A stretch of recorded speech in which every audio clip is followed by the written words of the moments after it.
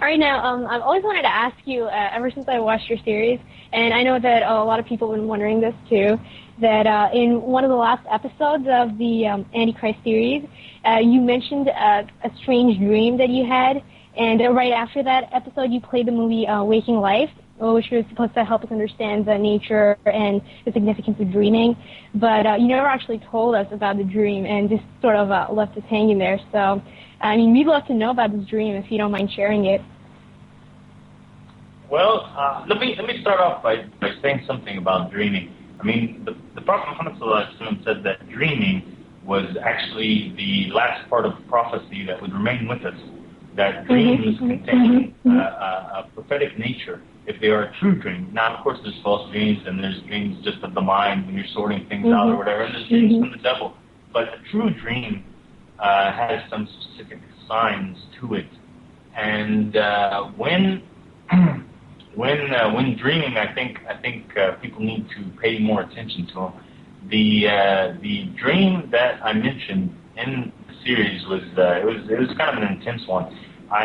Basically what happened was I dreamt that I was standing on a hill, and from the hill came mountains of just swarms of giant-like people.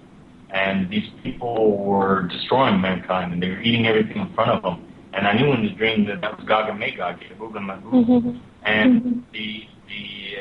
I don't want to go into too many details of the dream, but when I woke up, I was completely filled with sweat, and I was completely shaken and scared to my core. And it reminded me of the hadith of the Prophet Muhammad ﷺ, not to compare myself to him in any way, because I'll never even deserve to be the work of his nail or the sand that he walks on. We know what you mean, come on. Yeah. People out there would try and say he's a prophet or something. But it reminded me of the hadith about when the Prophet Muhammad ﷺ, when he dreamt of Gog and Magog, the same thing happened to him. He was sweating intensely and so afraid, and I was shaking in fear. And when I woke up and I reviewed the dream, I knew that what I saw was a glimpse of something to come. And I just wanted people to pay more attention to the dreams. I've had a lot of weird dreams over the years, and really, like, a lot of them have guided me in some points of my life to the point that I am today. And the Prophet taught us to pay attention to our dreams. The Prophet used to love to sit down with the companions, and each of them used to tell their dreams, and he would take pleasure in interpreting the dreams for them, and they would interpret each other's dreams. And I think it's something that people have kind of lost touch with. A lot of people have really lost touch with dreaming. Most people don't even remember the dreams. And that's why it was an idea of mine to, in the future, to maybe do an episode about dreams and some of the interpretations of dreams. And it's oh yeah, you should definitely do that. Yeah, I'd be interested in that. Very interested. Yeah, I always remember my I was dreams, always but fascinated they're just with you. they're all over the place. I'm like, I can't make heads or tails of what in the world. Sometimes they're very clear. Like, I had a very clear one the other night, but yeah. But usually I'm just, what in the world does that mean? Yeah. I'll tell you, one of the more memorable dreams that I've had, and I'll share this with you, really, even though I don't share it with a lot of people, but I'll go ahead and do it, is right before I was making the Antichrist Dajjal series. Right before I was like, you know what, God, I am going to target all these Dajjals, and I'm going to expose this Dajjal system, and just do whatever I have to do. I don't care if I lose friends, I don't care if I lose my life, and that's pretty much what happened. But I gained such, but the point is like before I was getting ready to do the Antichrist Dajjal series, and right when I was in that, getting ready to do it, I had this dream, and it was an intense dream, where I walk into this cave, and I look down, and I see somebody, like a body, it looked like a body of a dead person, and he was all wrapped up in cloth. And I began to unwrap the cloth off his face, and I looked down, and I knew instantly who it was. And it was Sayyidina Isa, it was Prophet Jesus, the son of Mary. MashaAllah, and MashaAllah. So the Prophet, I began to unwrap him, and the first thing that came to mind in my dream, I was like, I'm going to settle this home once and for all. I'm going to unwrap his hands and his legs and look for crucifixion marks. That's just how it played out in the dream. So I began to unwrap the thorns, and when I unwrapped them, I didn't find any crucifixion marks. And at that moment, when I came to that realization, the prophet Jesus stood up, he looked at me, and his eyes were full of light, and he opened up a door for me. And the door was filled with light.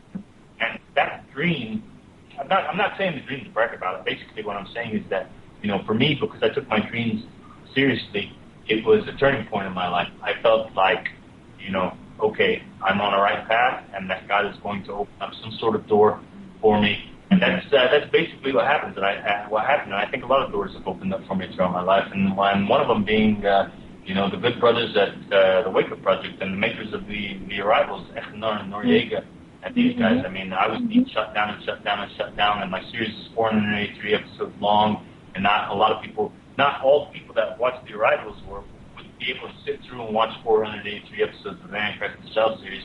So they were able to magically put together this series that was kind of like a summary, and it had a lot of things plus their own interpretation, knowledge on things, and it served as 20 million views across the world. It's huge. It's huge, and it's really not a lot of people. So, and they're great guys. Actually, I have a funny story for you. When I finally agreed to meet with them, and I went over to Lebanon. It was the first time I was over there, and it was like one of the first days I was there. And, Echnar and Noriega were up in an apartment, and we were parked in Lebanon, and it was me and Freedom to You. And all of a sudden, this guy walks up to the car, right? And he just jerks open the car door, and it freaks me and Freedom to You out. We're like, well, what's going to go on? And Freedom, obviously, he didn't even recognize this guy, So the guy turns around, and he gives Freedom to You such an intense look, and he says, hey, in Arabic, aren't you that guy that does the weird thing with his tongue, like a lizard, And then, Freedom to You recognized who it was, and it was some kid that he'd grown up with, a long time ago when he was a child and all these things, and he used to do this weird thing with the tongue, but the way it sounded was so weird. And then, once the guy passed away, you look back at me, and he sees my face, and he's like, no, Abdullah, no, I'm not. Don't do that.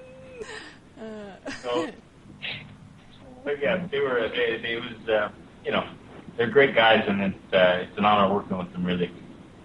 Yeah, they put together the Arrivals is a digestible series for a wider audience. So yeah, it's a blessing that it exists, because certainly it's woken up a lot of people as well.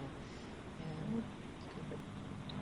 All right. Well, now the next question is kind of a controversial one, but since the series itself is so controversial, I think it needs to be asked. So I think I'll just go ahead with it. Now, you've discussed the Sunni-Shia conflict in a couple of videos of your series, which obviously is in an effort to reach a common understanding between both the sects, and I applaud you for that. But however, you concluded in one of the episodes that this split occurred in the Ummah sometimes during the events of Karbala after the martyrdom of Imam Hussein, and you mentioned that the Umayyads who later became the Sunni, while the people who opposed the Umayyads are the Shia of today. Now, judging this from a completely unbiased perspective, and regardless of what either sect believes, we all know that today we actually have sects within sects, so there's so much disinformation out there, which always results in misconceptions and misunderstandings, and each sect has these preconceived notions about the other, which they believe to be the absolute truth, when in reality they could be farther from the truth. So, first of all, I know your intention was not to offend anyone with this statement, and it's completely childish and ridiculous of some people to just start taking shots at you for this, just like they did with the Arrivals and that episode about the 12 Imams, and just dismiss the entire series for it. But at the same time, for a non-Muslim, for instance, watching that episode who has no knowledge of any of this, it would give them a totally biased picture of the Sunni, you know what I mean? So, was this something that you felt was necessary to include in the series, since so many people seem to have taken it the wrong way?